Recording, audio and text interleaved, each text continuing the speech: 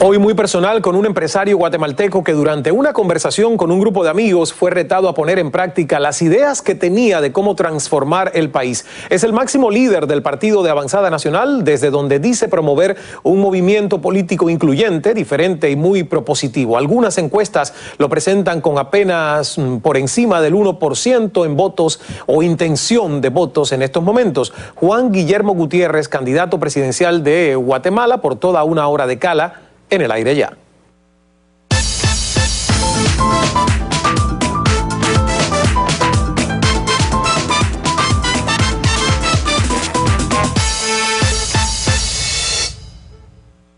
Saludos desde Miami, soy Ismael Cala, bienvenidos. Antes de nuestra entrevista, como siempre, la invitación reiterada a que se sigan comunicando, que sean parte de esta conversación con sus comentarios, sus opiniones, sus preguntas a nuestro invitado a través de las redes sociales, en Twitter, @CalaCNN. También lo pueden hacer a través de nuestra página en Facebook, facebook.com/CalaCNN. Ahora reflexionemos juntos y una vez más, una hora dedicada a Guatemala. Justamente en un año muy importante para el país, que es año electoral. La secretaria de Estado de Estados Unidos, Hillary Clinton, 10 presidentes de la región y 40 delegaciones de países e instituciones internacionales van a asistir a la Conferencia de Seguridad de Centroamérica que se va a celebrar el 22 y 23 de junio próximos en Guatemala, según han informado y han confirmado fuentes oficiales. Hay un portavoz de la presidencia guatemalteca que ha anunciado que se han confirmado de forma oficial en cuanto a asistencia a la cumbre, además de Clinton, los presidentes Felipe Calderón de México, Juan Manuel Santos de Colombia y Leonel Fernández de República Dominicana. También van a participar el mandatario guatemalteco, anfitrión de la conferencia, así como la presidenta de Costa Rica y los presidentes de Nicaragua, Honduras, El Salvador, Panamá y el primer ministro de Belice. Además, 40 delegaciones, como ya dijimos, oficiales de países de Sudamérica y Europa, así como de organismos financieros y de cooperación internacional e instituciones especializadas en temas de seguridad y lucha contra el crimen organizado. Hay que destacar que desde hace más de 2 años los cárteles mexicanos del narcotráfico han trasladado a Guatemala principalmente, pero también a El Salvador y Honduras sus centros de operaciones de tráfico de drogas, lo cual ha generado el incremento de violencia en la región. Solo Guatemala, para poner un ejemplo, cada día en Guatemala son asesinadas un promedio de 17 personas, la mayoría víctimas, según cuentan las estadísticas, del crimen organizado. Y durante el último año el gobierno ha invertido unos $200 millones aproximadamente en el combate al crimen organizado. Justamente en este país habrá elecciones presidenciales el 11 de septiembre y nos preguntamos, ¿qué tendría que hacer el próximo presidente de Guatemala para poner fin a esta ola de violencia que acaba con la vida de miles de personas cada año? Vamos a dar la bienvenida al señor Juan Gutiérrez del Partido de Avanzada Nacional y candidato a la presidencia de Guatemala. Un gusto que esté con nosotros, señor Gutiérrez. Muchas gracias por la oportunidad. Y la primera pregunta es esa: ¿qué tendría que hacer el próximo presidente de Guatemala para poder, por lo menos, paliar el grave problema de la inseguridad ciudadana y de la violencia y el crimen organizado rampante que está en el país? ¿Qué haría usted? Bueno, es una cosa muy compleja porque hay 4 diferentes tipos de crímenes. Crimen común, que es muy grave en Guatemala, que es causado principalmente por la pobreza y los problemas que hay y la falta de seguridad general. Pero luego está el narcotráfico y está el crimen organizado, que son los 2 problemas más severos. El narcotráfico viene como consecuencia del combate que le están haciendo en México tan severo a los capos de la droga. Claro. Y el éxito que tuvo Colombia, se han ido desplazando hacia Centroamérica y encuentran en Guatemala un país muy débil en sus estructuras de seguridad, un buen lugar. El crimen organizado, que son las mafias, las maras, que vienen mayormente de otros lados como Salvador y Honduras, pero las maras, los zetas mexicanos que han llegado a hacer destrozos en Guatemala, el sicariato se ha vuelto otra gran negocio allá, y el tema de secuestros y más que secuestros, extorsiones, que mucho de eso viene desde las mismas cárceles, porque la infraestructura de seguridad del país es terriblemente deficitaria. Y finalmente otro tipo de crimen, que es el crimen de cuello blanco. ¿Cuál es ese tipo? Que es el lavado de dinero, que viene proveniente de los negocios de la droga y de otros negocios del crimen organizado, pero también de otros negocios como la corrupción gubernamental, que por cierto la corrupción es de dos vías, no hay corrupción solo gubernamental, está el corruptor y el corrupto. ¿Es cierto que el Chapo Guzmán anda rampante por Guatemala? ¿Es eso algo que las autoridades manejan? Lo he leído en un artículo. Es posible, no sé que a ciencia cierta que sea así, pero es posible. En Guatemala hoy día hay una impunidad total y casi cualquiera puede andar de arriba para abajo.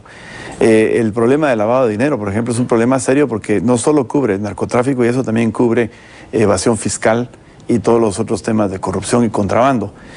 La existencia de la falta de trabajo del parte del gobierno para combatir el lavado de dinero es una de las razones que atrae al crimen organizado al país. Ahora, me ha expuesto brillantemente, yo creo, cuáles son las problemáticas en cuestiones de seguridad en el país, pero ¿cuáles son las soluciones? Si usted llega a la presidencia, que además tengo que decir, y esto con todo el respeto, si las encuestas realmente son certeras, usted está en el último lugar de muchas de estas encuestas y realmente hasta por debajo de Suri Ríos, que ya desistió de su campaña presidencial. Pero digamos que sí, que remotamente usted va a poder acceder a la presidencia del país. ¿Cómo soluciona ese problema de la inseguridad? ¿Cuáles son esas acciones necesarias para hacerlo? Ahí estamos, por ejemplo, poniendo en pantalla esta encuesta publicada en uno de los diarios guatemaltecos, donde Otto Pérez Molina, a quien ya tuvimos acá en el programa, tiene un 36.9%. Y bueno, también luego Sandra Torres de Colón, está Eduardo Zuger, a quien también tuvimos en el programa, Carol Caballeros, que lo tendremos próximamente, y siguen otros candidatos hasta Rigoberta Menchú. Suri Ríos, si usted aparece en el último lugar con un 1.1, en otros índices 1.4, pero hablemos de las encuestas, que yo sé que usted debe tener su opinión como todos, pero más tarde. Pero ahora, el tema de la inseguridad, ¿cómo se puede resolver? Bueno, creo que la primera medida que tiene que tomar el gobierno es reabrir los destacamentos militares que fueron cerrados durante el gobierno anterior del presidente Berché, donde innecesariamente, en mi opinión, redujeron el ejército a la mitad de sus efectivos y cerraron todos los destacamentos militares a través de la transversal del país, que creó ese corredor donde está todo el terrorismo. Yo le llamo terrorismo porque ya lo que está pasando con los Zetas y esto ya no es crimen, ya es terrorismo realmente. Y todo eso ocurre en esa zona que está desprotegida porque no hay una fuerza que pueda llegar ahí. El ejército tiene que ser reinstalado ahí. Además hay que equiparlos, por ejemplo, ya no tienen vehículos. Necesitamos vehículos tanto aéreos como marítimos para cuidar las playas y, por supuesto, de tierra. Entonces, esa es una de las primeras cosas que hay que hacer.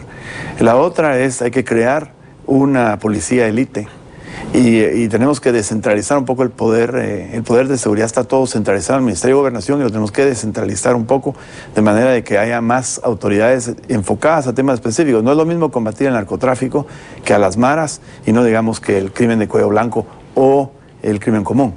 Y hay que crear fuerzas especializadas para cada uno de estos eventos, equiparlos y entrenarlos bien y por supuesto desarrollar un programa de inteligencia adecuado para que todas estas organizaciones puedan trabajar entre ellas. Suena como un buen plan. Ahora, el propio presidente de México, Felipe Calderón, ha aceptado en muchas ocasiones que la guerra contra el narcotráfico es una guerra cara, que cuesta mucho. Y yo pregunto, ¿es un plan solvente desde el punto de vista económico para el gobierno guatemalteco el poder implementar ese número de fuerzas de logística? ¿Es una guerra que se tiene que vencer, que librar? Yo creo que no es necesario librar una guerra al estilo que está librando México a lo largo de la frontera con Estados Unidos, pero sí se debe hacer lo que decía, abrir esos destacamentos militares. Eso es prioritario y no es demasiado caro tampoco. Luego nosotros también tenemos que, como parte para tener éxito, tenemos que colaborar con nuestros vecinos, tanto México como Honduras, El Salvador y Belice, y por supuesto los Estados Unidos. No olvidemos que una buena parte de este problema viene del consumo generado por Norteamérica. Y parte de, por ejemplo, el tema de los Zetas y de las maras vienen de nuestros países vecinos. Claro, lo que Entonces, pasa es que en esta conferencia, que me parece además genial de que puedan reunirse todos estos presidentes de la región, de que vengan instituciones de todas partes del mundo, de que la secretaria de Estado de Estados Unidos se interese en regresar a Guatemala para analizar un tema como el de la seguridad. Está genial, pero los países no han dicho cuál es el monto que necesitan para esa guerra. Y por eso le digo, todo suena muy bien, pero todo tiene un costo económico. Y usted es un empresario, tengo entendido, multimillonario, con empresas muy exitosas. Y por eso le digo, ¿el país puede solventar una guerra como esta? ¿De dónde viene el dinero? ¿Está el dinero suficiente? ¿Se recauda del contribuyente lo suficiente como para que se pueda ampliar esa política de defensa? Uno de los primeros pasos que tiene, lamentablemente cuando uno llega al gobierno no se puede enfocar en solo una cosa. Hay que trabajar todos los temas, enfocándose con mayor atención a ciertos temas, pero hay que atacar todos. Uno de los primeros pasos que hay que hacer es la reducción y la eliminación en lo posible de la corrupción. En el Partido Avanzada Nacional hicimos un estudio muy profundo el año pasado sobre el tema de la corrupción, utilizando cifras oficiales, porque no podemos auditar al Estado, ¿no? Llegamos a la terrible conclusión de que el costo de la corrupción es casi la mitad del presupuesto de la nación. Se va en desperdicios, en malas compras, en sobreprecios de compras. Por ejemplo, la Organización Panamericana de la Salud hizo un estudio que dice que Guatemala sobrepaga las medicinas que compra el Estado entre 300 y 600%. Una carretera, un kilómetro de carretera en condiciones similares a Perú cuesta 7 veces más. Y así, me puedo ir toda la hora contándole. Hay que combatir eso de entrada. Son 25.000 millones de quetzales, que es la mitad del presupuesto de la nación. De ahí va a salir una buena parte de los recursos. Y una cosa muy importante, que se habla mucho de la reforma fiscal y de la evasión. La evasión fiscal es una de los componentes más importantes del problema de la corrupción en Guatemala, como también lo es el contrabando. Reduciendo todo eso va a aumentar el ingreso del Estado. Hay otra cosa que también hay que hacer, y es invertir en desarrollo de empleo, que es una de las cosas que yo me enfoco mucho, porque eso va a hacer crecer la masa económica y va a aumentar, por ende, la recaudación sin necesidad de subir impuestos. Y una de sus, promesas más importantes de campaña ha sido el empleo. Vamos a hacer una primera pausa para publicidad. Recuerden, nuestros amigos que viven dentro o fuera de Guatemala, vecinos de la región interesados en el futuro de este país de Centroamérica, que pueden dejarnos sus preguntas y comentarios en las redes sociales, @CalaCNN en Twitter y también en Facebook. Regresamos enseguida, no se nos vaya, con el candidato presidencial Juan Gutiérrez. Muchísimas gracias por la sintonía que nos dispensa constantemente, y particularmente a todos los que hoy nos ven desde Guatemala. Gracias por esa sintonía y también por ayudarme a hacer mi trabajo un poco más fácil. Las redes sociales son increíblemente útiles, sobre todo cuando uno está desde la distancia tratando de escudriñar y analizar la situación de un país, de una región. Y es por eso que agradezco tanto, por ejemplo, algunos comentarios como el de Armando 3Z. Este no es muy positivo, pero yo le quiero dar la opción de que usted me hable de esto, que dice PAN, Partido de Avanzada Nacional, es igual a Álvaro Arzú, es igual a Juan Gutiérrez, es igual a pobreza y fracaso. Usted me habla de un nuevo partido, pero ese es un partido muy antiguo, que efectivamente está vinculado con Álvaro Arzú y que luego, según muchas personas me cuentan, fue un partido que quedó totalmente desactivado y que fue una organización de papel.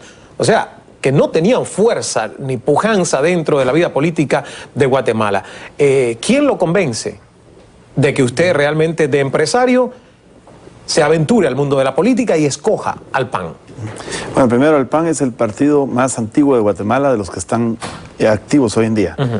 Solo tiene 22 años, nuestra democracia es muy joven y no tenemos partidos tradicionales, porque los partidos en Guatemala son vehículos electoreros para diferentes personas. El PAN no, el PAN es el único partido de los que hay hoy día que ha sido una institución. Yo soy el 8º secretario general del partido. Es el único que ha tenido tantos cambios. Álvaro Arzú fue el fundador, fue presidente del 96 al 2000, fue el presidente que firmó los acuerdos de paz con la guerrilla, cerrando ese capítulo del conflicto armado. Fue un partido que en su gobierno hizo mucha obra de construcción de carreteras. Prácticamente la infraestructura que existe hoy en día se debe a ese gobierno. Luego el gobierno no logró ganar la siguiente elección, el PAN, y sí, el partido entró en un periodo de degradación, podríamos decirle, en los siguientes 8 años. Y hace 3 años, cuando yo empecé a ser secretario general, nos dedicamos a reconstruir el partido. Nunca llegó a ser un partido de papel. Claro. Es el tercer